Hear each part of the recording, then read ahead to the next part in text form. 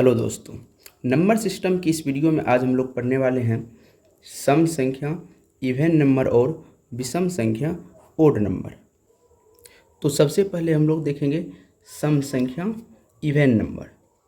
परिभाषा है, दो से पूर्णतः विभाजित होने वाले पूर्णांकों को सम संख्या कहते हैं।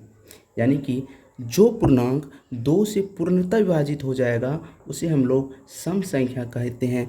पूर्णतः विभाजित होने का मतलब है यदि उसमें हम दो से भागा देंगे और शेषफल 0 बचेगा, यानी कि वो यदि पूरा दो से जो पूर्णांक कट जाएगा उसे हम लोग सम संख्या कहेंगे। वहीं यदि हम बात करते हैं विषम संख्या, ओड नंबर की, तो परिभाषा है, दो से पूर्णतः विभाजित नहीं होने वाले पूर्णांकों को विषम संख्या कहते हैं। यानी कि सम संख्या और विषम संख्या पूर्णांक होता है।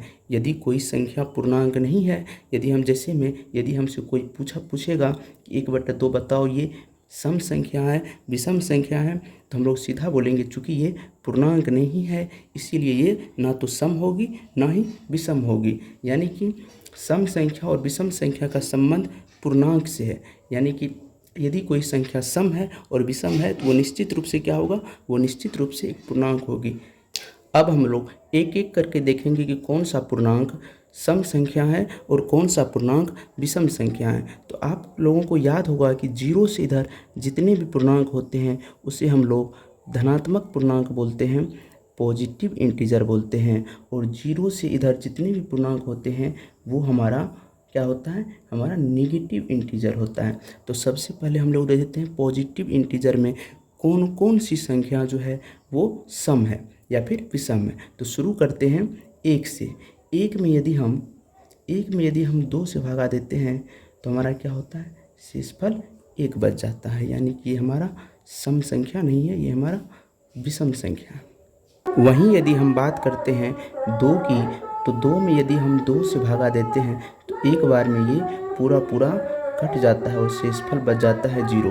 यानी कि 2 हमारा क्या है, 2 हमारा सम संख्या है। क्या है, सम संख्या है। इसी प्रकार यदि हम 3 में 2 से भगा देंगे तो 3 में यदि हम 2 से भगा देते हैं तो शेषफल हमारा 1 बच जाता है। यानी कि 3 क्या है, विषम संख्या है। उसी प्रकार 4 क्या है, सम संख्या है। 6 क्या है, सम संख्या है।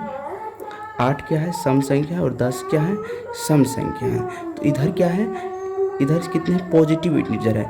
यानी कि अगर हमसे कोई पूछा जाएगा पॉजिटिव इंटीजर में सबसे छोटी सम संख्या कौन है, तो वो हमारा 2 हो जाएगा, क्योंकि पॉजिटिव इंटीजर इधर से यहाँ से इधर होता है। ठीक है, इसमें सबसे छोटी सम संख्या 2 है और सबसे छोटी विषम संख्या 1 है। बाकी सम और विषम संख्या जितने भी है इन दोनों से बड़ी होगी। अब हम लोग आ जाते हैं निगेटिव इंटीजर की तरफ। निगेटिव इंटीजर में जो सबसे बड़ा इंटीजर है वो है -1। -1 हमारा क्या होगा, -1 हमारा विषम संख्या होता है, क्योंकि यदि हम इसमें 2 से डिवाइड करते हैं तो 0 बार में यदि हम लगाते हैं तो 0, इसलिए -1 क्या है हमारा, -1 हमारा क्या है, -1 हमारा क्या है, ये हमारा विषम संख्या है। उसी प्रकार -2 में यदि हम 2 से भगा देते हैं तो -1 बार में ये पूरा कट जाएगा, इसलिए ये हमारा क्या है, सम संख्या है। उसी प्रकार -4 क्या है, सम संख्या। -6 क्या है, सम संख्या। -8 क्या है, सम संख्या।